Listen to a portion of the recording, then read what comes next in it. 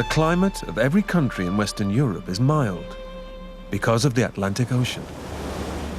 This is partly due to strong currents in the Atlantic, which carry warm water from the Caribbean to Europe's coastlines. Also, prevailing westerly winds traveling over the Atlantic carry wet weather to regularly irrigate the land.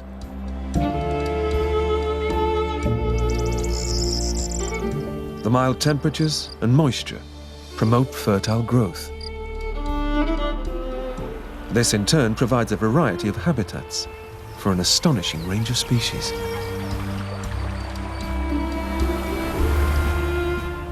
We're about to begin a journey to explore this wonderful wildlife.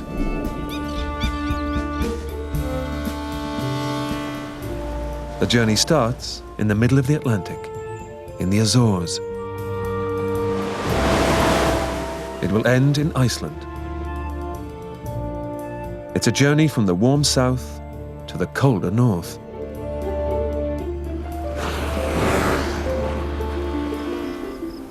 We'll visit Portugal and see extraordinary birds, Spain and the world's rarest cat.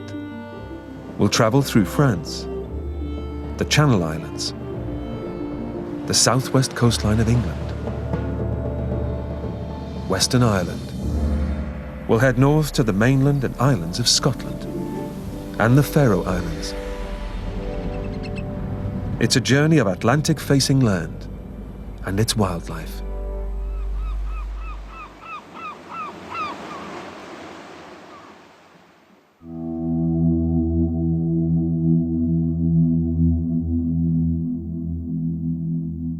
The Azores lie in the middle of the Atlantic Ocean, some 900 miles west of mainland Europe. The archipelago of 9 islands belongs to Portugal. The islands were pushed up from the sea by volcanic eruptions. They're amongst the youngest islands in the world, and they're in effect the peaks of a huge underwater mountain range known as the Mid-Atlantic Ridge. This ridge divides the entire length of the Atlantic Ocean from south to north, and it marks the meeting point of the European and American continental plates. It passes through Iceland, which explains why Iceland is also volcanic.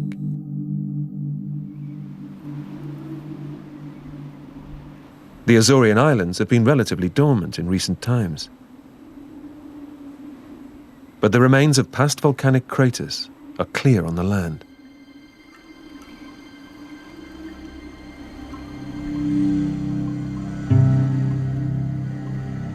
Pico, the second largest island in the Azores, was the last island to rise from the sea about 250,000 years ago. Pico is also the name of the island's volcano. It stands 2,300 meters above sea level, and it's the highest peak in the Azores. In fact, it's the highest peak in all of Portugal.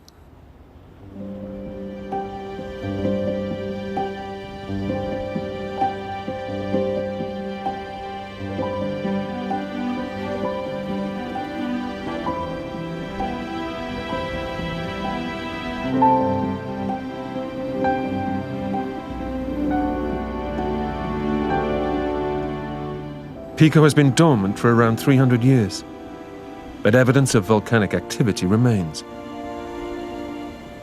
Hot vents still exist on the rocky slopes.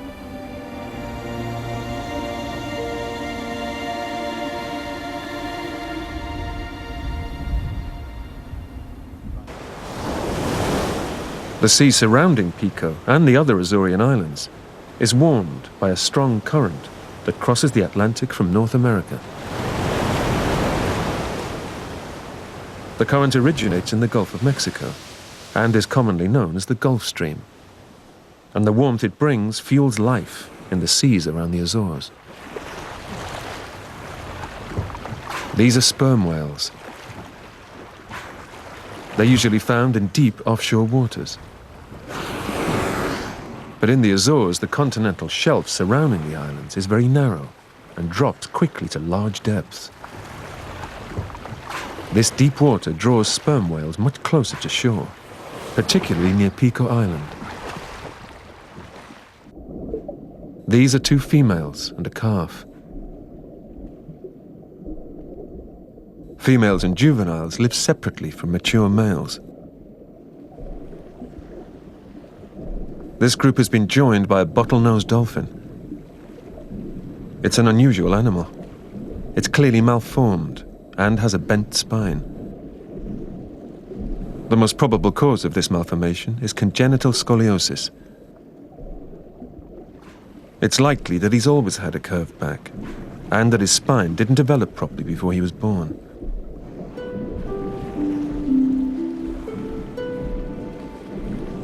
It's not uncommon to see a dolphin with whales. Whether this dolphin is living with these sperm whales because of its malformation is anyone's guess. It's staying particularly close to the calf. It's as if he's playing with it.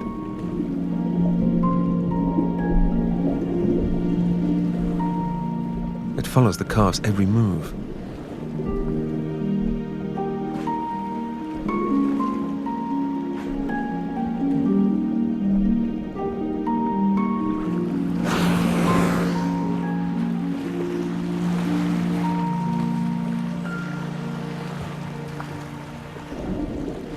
Sperm whales are found in all oceans and tend to visit the Azores seasonally.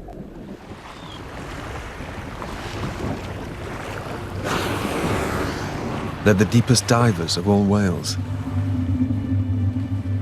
holding their breath for up to 90 minutes. They can reach depths of 4 kilometers.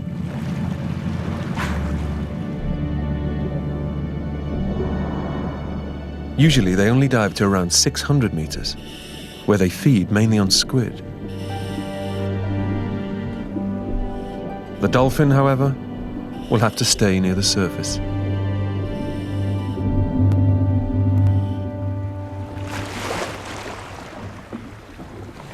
Several species of seabirds feed offshore in the ocean around the Azores. The islands are on many of the birds' migration routes.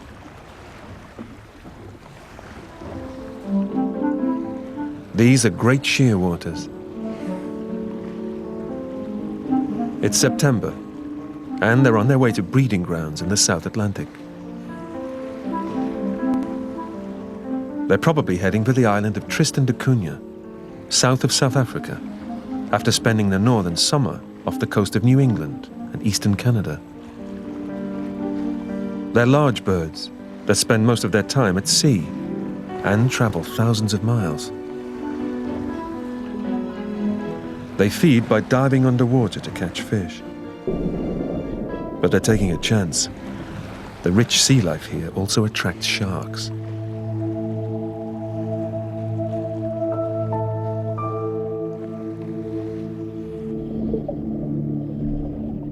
This is a short-fin mako shark. It's a powerful animal and fast, capable of speeds of up to 60 kilometers an hour. Like its relative, the great white shark, it's dangerous and aggressive, with a great turn of speed.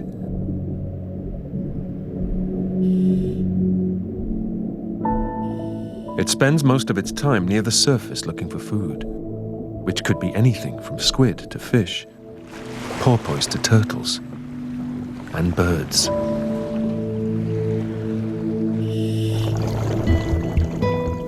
It may even take a blue shark, another frequent visitor to the seas around the Azores. With its distinctive long pectoral fins, the blue shark swims effortlessly as it searches for fish to eat. It's being followed by black and white pilotfish, hoping for some scraps of food, as and when the shark eats.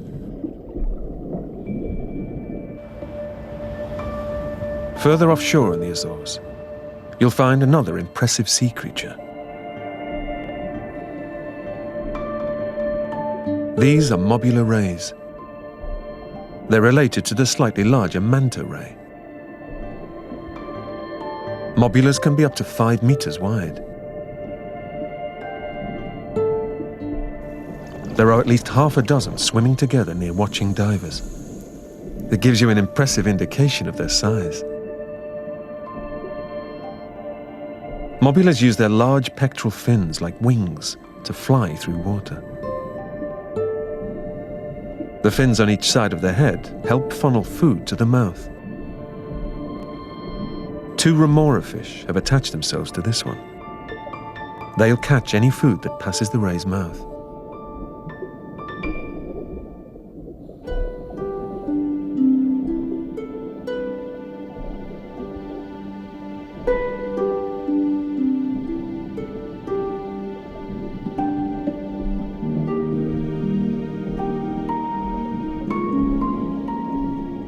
The rays have congregated to feed on plankton and small fish, above one of the underwater peaks of the mid-Atlantic ridge.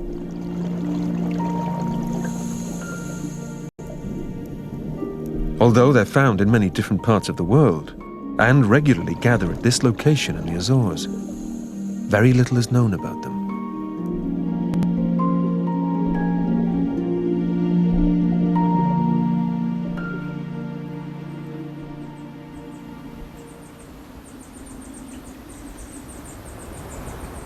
The largest island in the Azorean archipelago is São Miguel. It's known as the Green Island, as it's covered by thick, rich vegetation. On the eastern side of the island, you'll find the summit of Pico da Vara, a volcano which has been dormant for many centuries. As the island is in the middle of the Atlantic Ocean, it rains frequently here, even during summer. Clouds cover the mountain peaks much of the time. Part of the woodland cover on the slopes is laurel forest, which is a special and rare habitat found only in a few locations in the world, where the climate is mild and rainfall is abundant. As the Azores have never been part of a large continent, any plant, bird or animal living on the islands have either been brought here in the past by wind or the sea, or more recently, by people. As a result, the native plants and animals on the Azores have evolved into unique species. Plants such as the Azorean holly and the Azorean bilberry. The Azorean chaffinch looks very different from the species you'll find on mainland Europe. It's darker and less colourful. Many of these special and rare species are under threat because non-native plants are destroying their natural habitat.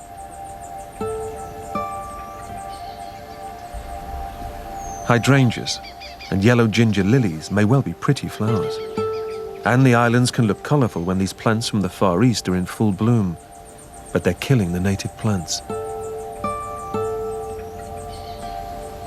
Most of these flowers came from gardens planted by settlers on the islands during the past 2 centuries. Unfortunately, when they escaped from the gardens, they found conditions perfect for them, and they flourished.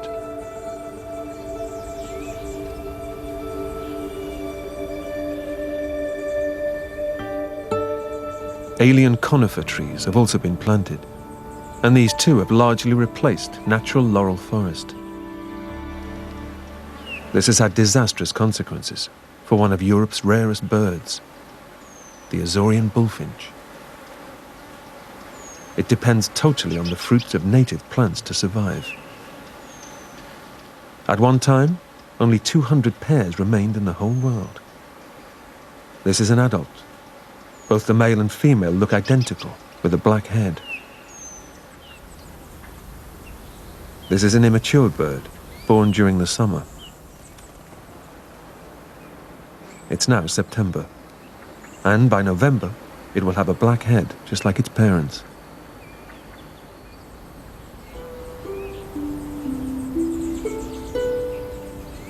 São Miguel is the only place in the world where you'll see this bird. Conservation work is now being carried out to protect the Azorean bullfinch. The island's natural habitat is being re-established by destroying and clearing non-native plants. Once they're removed, the native forest recovers, And thanks to the conservation work, the bullfinch numbers have already increased.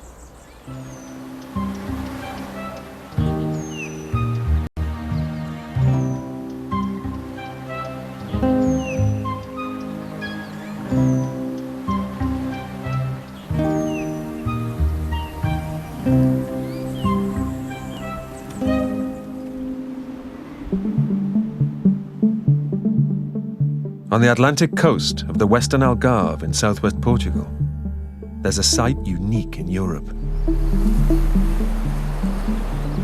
These are the cliffs of Cabo Sadao. During early spring, they're particularly stunning. They're also the only place in the world where white storks nest on sea cliffs.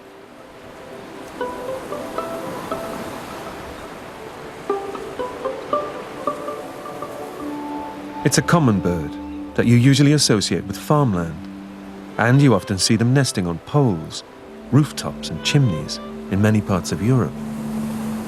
But here, they're nesting in their natural habitat. This is how they nested before man was on the planet.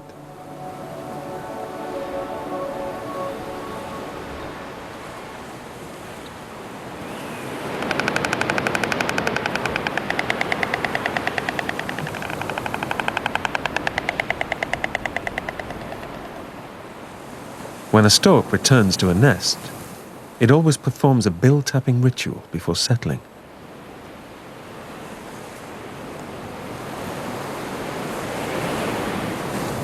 They also do this to greet a returning partner.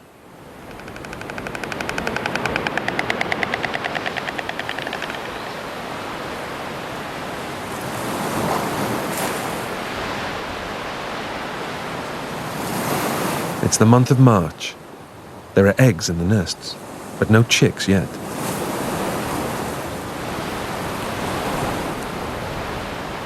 The female lays up to 4 eggs, and both parents will take turns with the incubation, which lasts about a month. Some couples are still mating, and they do this to strengthen the bond between the male and the female.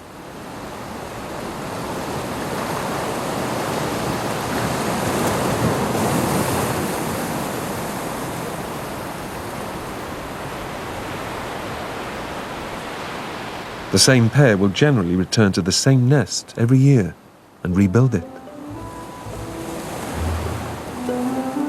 After many seasons, the nest gradually becomes huge. White storks migrate long distances. When a northern summer is over, these birds will migrate to sub-Saharan Africa.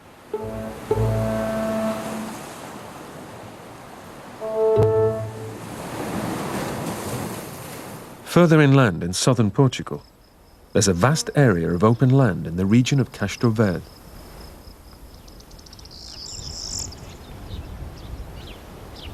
This is steppe land, a combination of arable farmland and grass pasture. During March, there's a fantastic display of wild flowers on the grassland. The flowers are thriving here because the climate is warm and the land is watered by rain, which falls regularly here through early spring. It's a life-giving climate that comes directly from the Atlantic.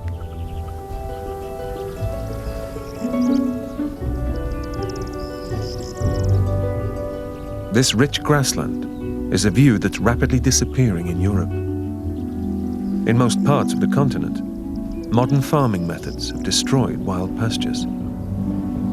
But this is a protected area. The land here is farmed in a more traditional, old-fashioned way.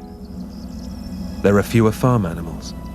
There's a variety of crops and wild pasture, and no pesticides are used. It's a perfect environment for wildlife.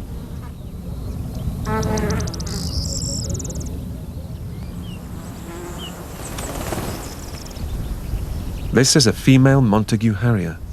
Similar to many other birds of prey, the male looks quite different to the female. It's pale grey, and it's also smaller. The male is putting on a courtship display to attract the female.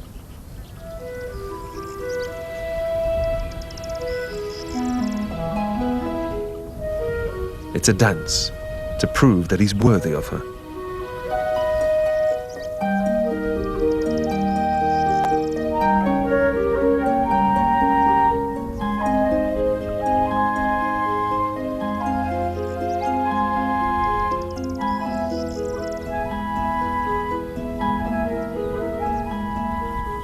Montague harriers are found in many parts of Europe, but there's another bird of prey at Castro Verde that makes this stepland particularly special.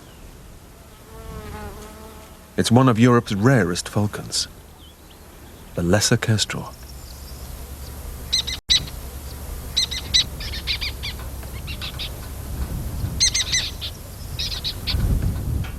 Buildings have been built on the stepland to attract this stunning bird.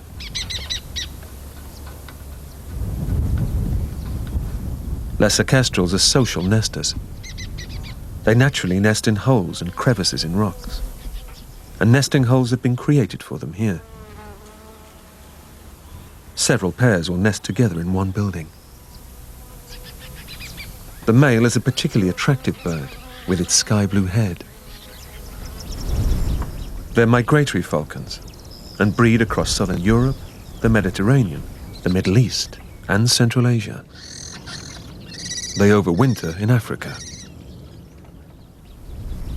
A half-century ago, there were thousands of lesser kestrels in Portugal. But around 10 years ago, the population had plummeted to around 150 birds because there wasn't enough food for them on the land. They eat mainly large insects, such as grasshoppers and locusts, that live on traditional wild pasture. But this type of land has largely been destroyed by modern farming methods. The conservation work carried out in Castro Verde has helped to reverse this process. It's increased the number of lesser kestrels in Portugal to around 400 pairs, a remarkable turnaround. The creation of rich pastures has given this magnificent and endangered falcon a vital lifeline.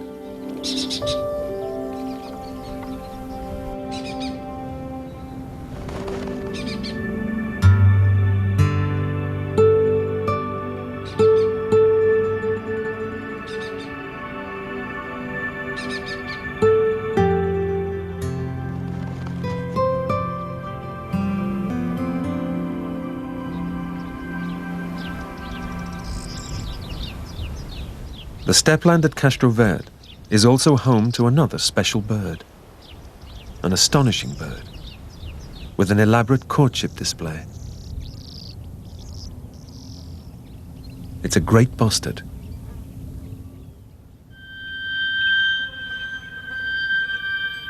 In full display, a male will raise his rear and expose his bright white feathers.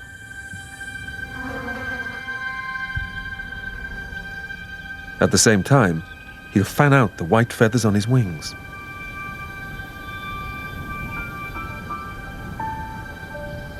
When he performs his display, he can be seen for miles.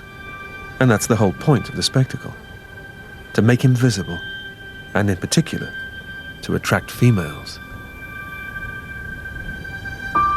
It's also a way of keeping other males away from his patch of stepland.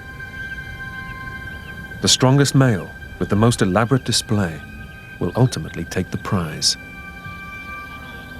The right to mate with the females.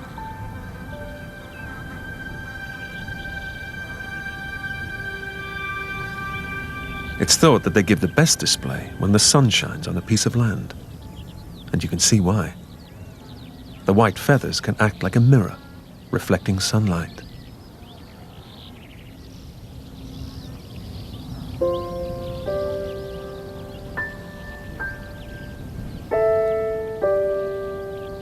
Great bustards are big birds, bigger than a turkey. In fact, they're the heaviest flying bird in the whole of Europe.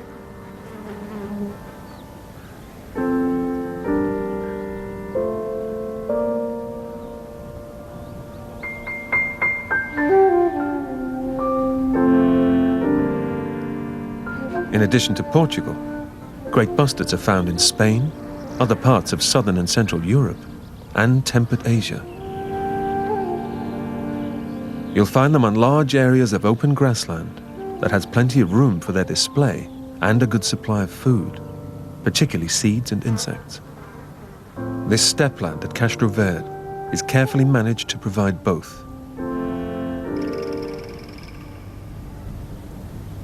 While the bird is declining in the rest of Portugal and across Europe, the numbers at Castro Verde have doubled since it's become a protected area.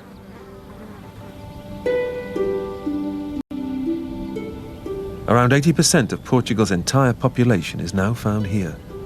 It's an extraordinary bird on a special piece of land.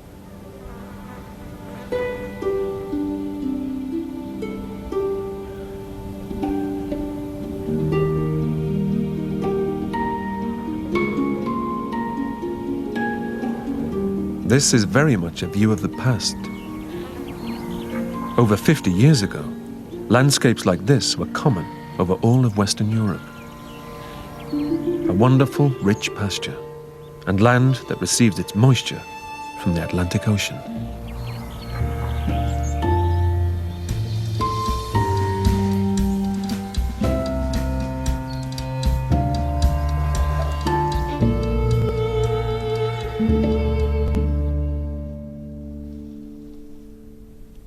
Around 50 kilometers southwest of Seville in southern Spain, you'll find Europe's largest wetland nature reserve. It's called Doñana National Park.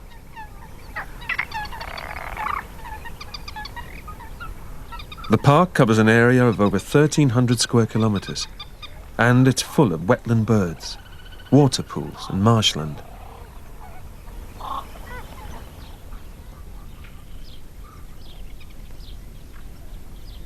The wetlands are formed on an old river delta, which has largely been cut off from the sea by sand dunes. These sand dunes constantly shift and reform. They've even buried old buildings in some parts.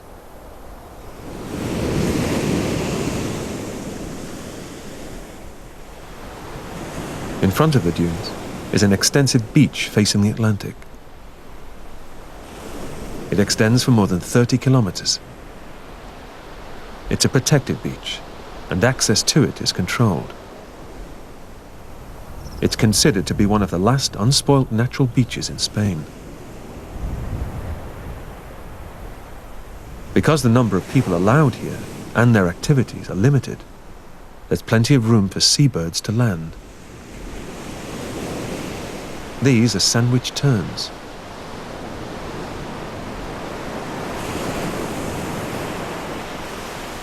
Behind the terns, a scavenging gull has found a fish to eat. Unlike gulls, terns don't feed on beaches. They generally catch and eat fish at sea. It's March, and it's likely they've landed here for a rest. They're probably heading to their nesting site in northern Europe, having wintered off the shores of South Africa.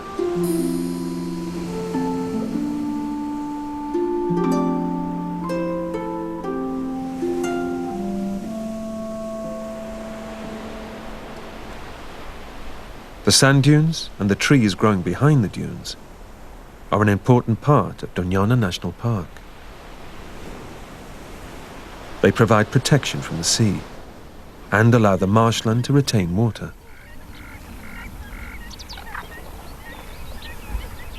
Doñana's position in Spain places it at the boundary between the hot African continent to the south and the colder climate of Europe to the north. It's also between the warm waters of the Mediterranean and the cooler Atlantic Ocean.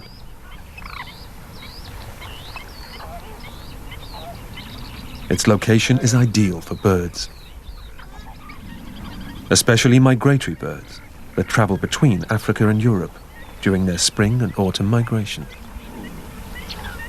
It's a filling station, a pit stop, where birds can feed before pushing on to their next destination.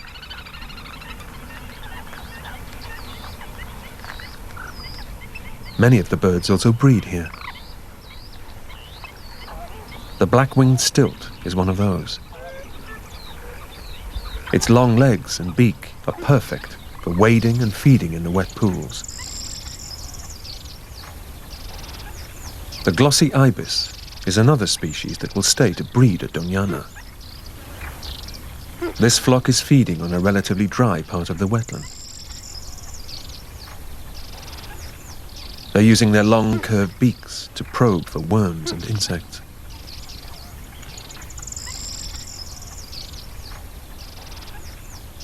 Many of the birds at Doñana have beautiful colors. This is a purple swamp hen. Like the glossy ibis, it's found worldwide in warm reed beds. And in Europe it's found mostly here in southern Spain and some parts of Portugal. It's a chicken-sized bird with huge feet, which allow it to walk easily on the wet reeds. It's a much bigger bird than this passing moorhen.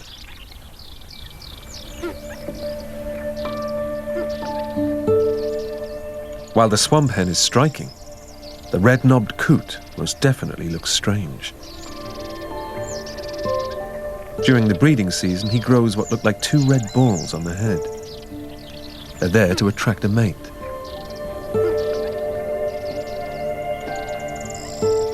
You'll only see this bird in Doñana and Morocco.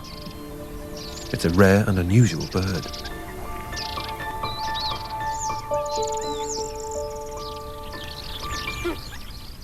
Another bird that adds color to the wetlands is the purple heron.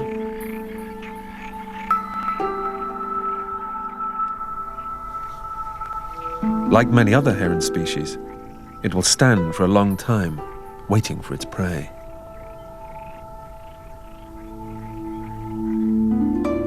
On the drier areas, it'll feed on anything that moves, a frog, a mouse, or a small bird.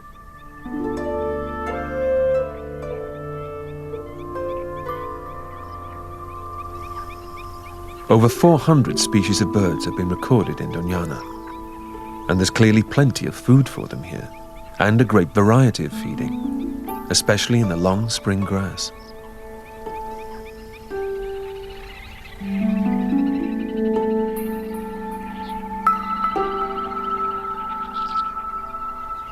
The great white egret behind this squacco heron has found a good-sized snake.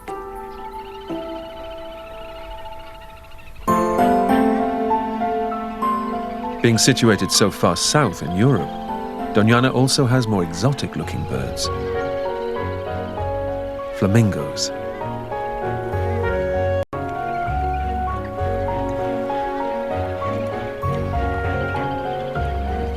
Most of the flamingos are pink, but a few are black and white. These are young birds. Flamingos are born white, with a hint of black. The pink color comes from the food they eat.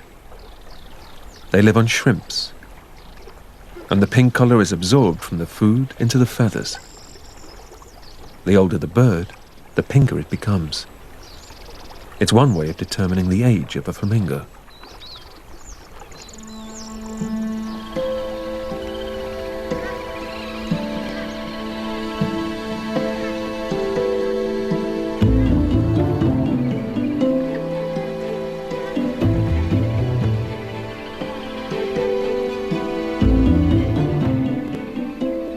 Doñana is among the world's best national parks.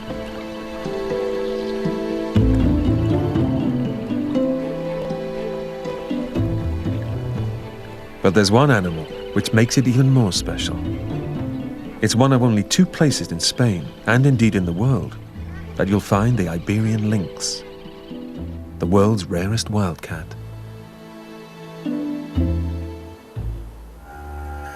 The other stronghold for the lynx is east of Seville, in Andorra.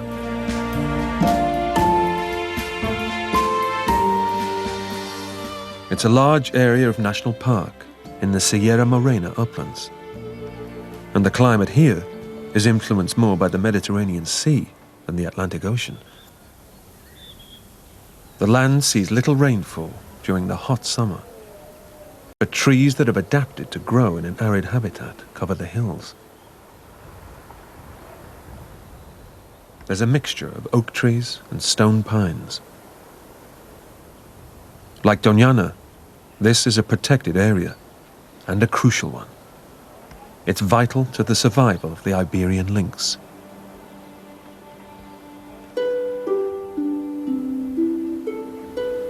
It's a magnificent animal, more than twice the size of a domestic cat. It has a short tail and pointed ears, with characteristic tufts of hair. The Iberian lynx has been very close to extinction and remains one of the most endangered cat species in the world.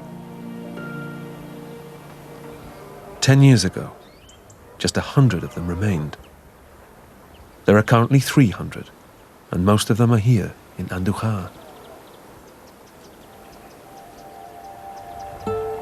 The decline of the Iberian lynx began around 50 years ago, as its habitat was reduced all over Iberia to accommodate modern agriculture, land development, and road building. There was also another factor that contributed to its decline. Lynxes are reliant on rabbits for food.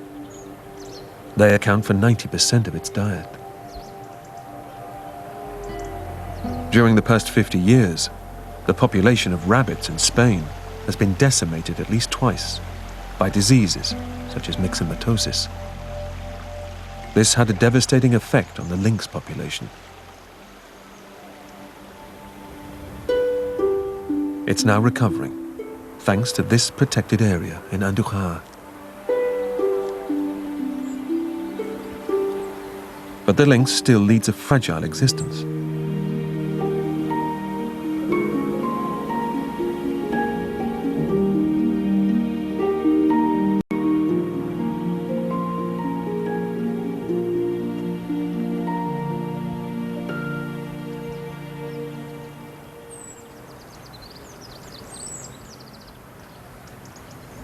In an arid habitat, a river is the most important part of the landscape. It's where wildlife finds water.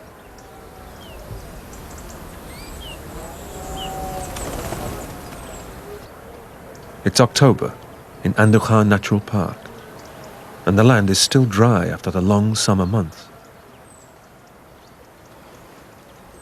Female red deer have come to the banks of the Rio Yandula at dawn to drink.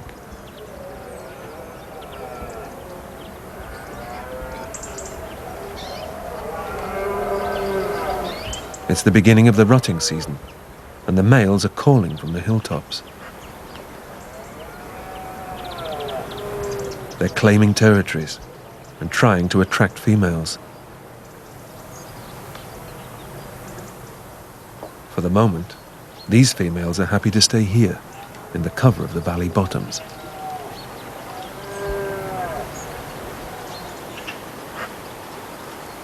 As the heat of the day intensifies, the river attracts thirsty birds. This is a young green woodpecker. It's not yet as colorful as the adult. The river is not only a supply of drinking water, it's also a source of food to many animals. The Rio Yandula is full of fish. There are many different species. These are barbel.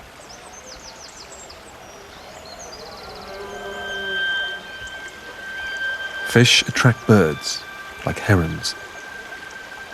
This is a grey heron, the commonest heron species in Europe. Fish also attract otters.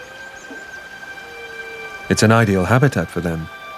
There's plenty of undergrowth on the riverbanks to build holts in which to rear their young. Otters breed in large numbers in Spain and are found throughout Europe. There's a small family here.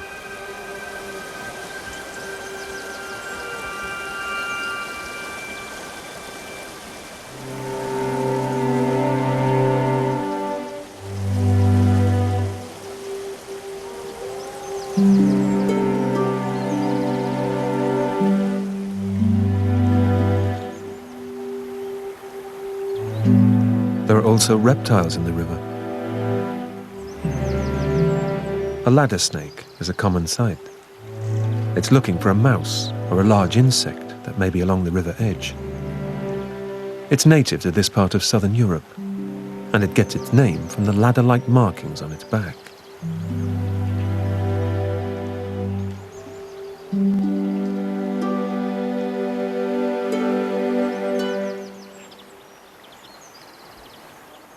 Andújar Natural Park is arguably the most important wildlife habitat in Spain. And it's vital for the survival of the Iberian lynx. Its rich wildlife is partly due to the strict protection that exists in the area. But above all, it's because of the life-giving nature of its rivers.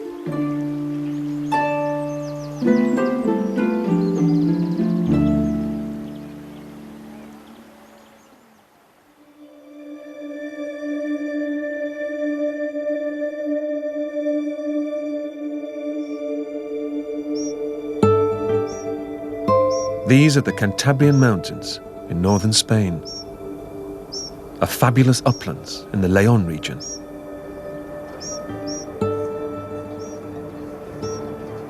After Switzerland, Spain is Europe's most mountainous country. This area alone is a natural park of around 40,000 hectares, most of it around 2,000 meters above sea level. Much of the land is used as rough pasture for cattle. Because it's such a big area, it has a real wilderness atmosphere and has plenty of room for both farm and wild animals. A red deer stag at dawn is a particularly majestic view on a mountain setting. Red deer are common throughout Spain. We've already seen them in Andújar, and they live in many different habitats. It's a very adaptable animal. Despite the relatively high altitude and cooler temperatures, the Cantabrian heathland is a rich habitat. The plants growing on the open landscape support a wide range of grasshoppers and butterflies. This species is a mountain clouded yellow. It's found only on the Cantabrian Mountains and on the Alps. There are many small birds here too.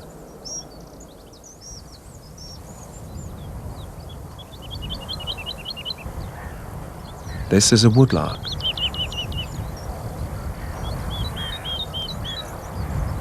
It has a wonderful song.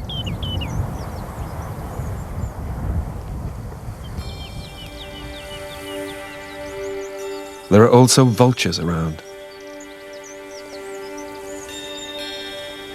They're looking for dead ones of these. Or possibly one of these.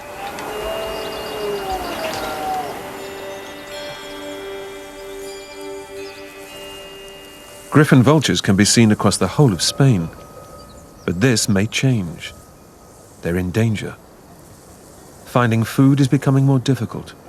There are now fewer carcasses available, as according to European law, dead farm animals have to be removed from the land. As a result, vulture numbers are decreasing. But in another part of the Spanish uplands, help is at hand. Some 50 miles north of Zaragoza are the foothills of the Pyrenees. And in the Sierra de Guara Natural Park, you'll see an incredible flock of vultures. Hundreds of them, all in one place, waiting for food.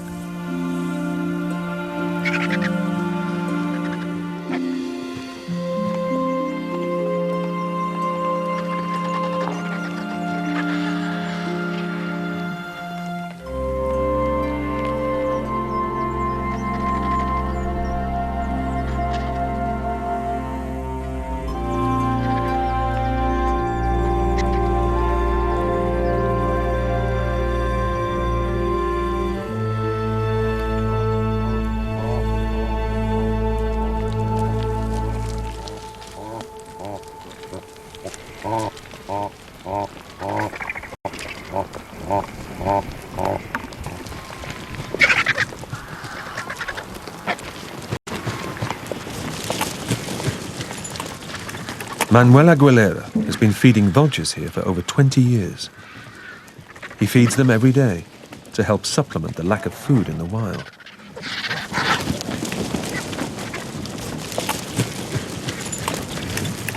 In the past, vultures survived well in Spain on dead farm animals left on the land.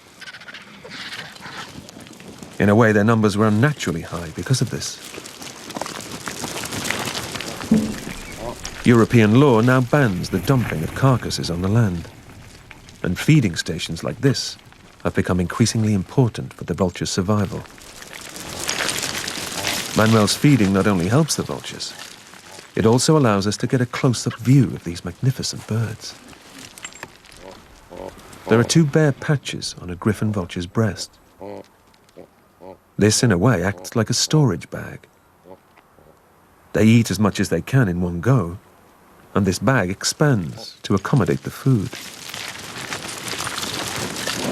On the plains of Africa, they have to compete with lions, hyenas, and other scavengers, and they've evolved into efficient food grabbers, which can strip a carcass in a short period of time.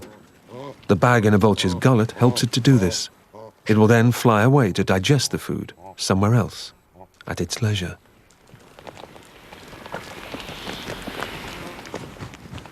Griffons aren't the only vultures attracted to the feeding site. Bearded vultures also come here to feed. These vultures feed on bone marrow, and they can swallow big pieces of bone.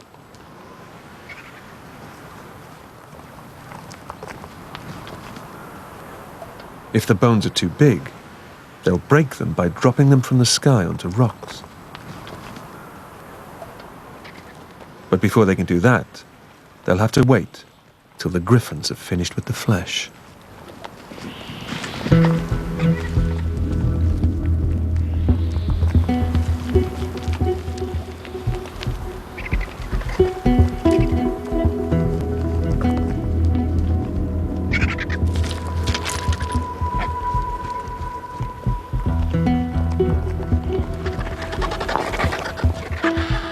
Feeding vultures artificially might seem unnatural, controversial even.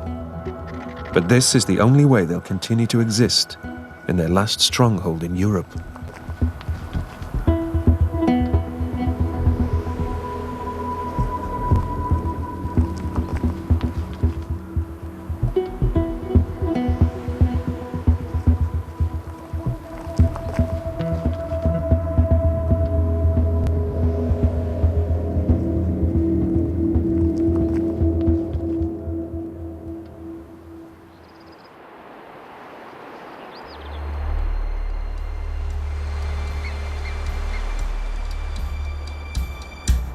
On the next part of the journey, we'll cross the Pyrenees to France.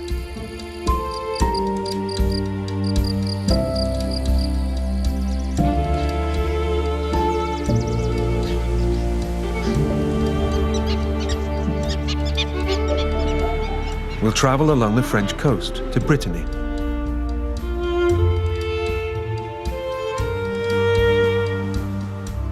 We'll explore the Channel Islands.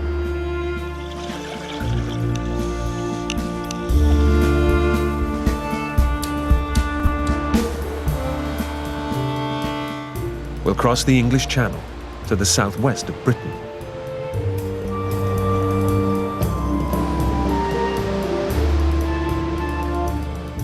And we'll also uncover the stunning landscapes and wildlife of Ireland.